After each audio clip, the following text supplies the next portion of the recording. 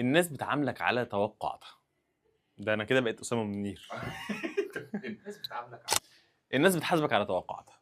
لو الناس متوقعين منك ان هم يشتروا حاجه معينه واديتهم حاجه زياده، هيحس ان هو راضي جدا ومبسوط. ودي بنسميها الاوفر ديليفرنج اللي انا بتكلم عنه كل يوم في الشغل، لان التوقعات جزء مهم جدا من اي تجربه عميل ومن التجربه الانسانيه عامه. وبالتالي لما بتست التوقعات على مستوى اقل من اللي انت عارف ان انت هتقدمه وبعدين تو اوفر ديليفر، ده بيخلي الناس مبسوطه فعلا باللي انت قدمته، وده بيخلي الناس تقيم التجربه ان هي ناجحه جدا، وبيخليهم يرتبطوا بالكوتش وبالكورس. نفس الاستراتيجيه دي بنشوفها في مجال التعليم.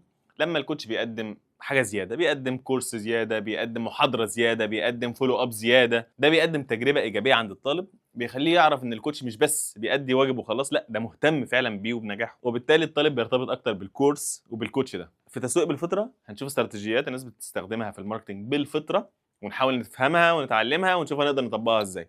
ده حشو بقى، ده كده حشو بقى، نبدا نحشي بقى.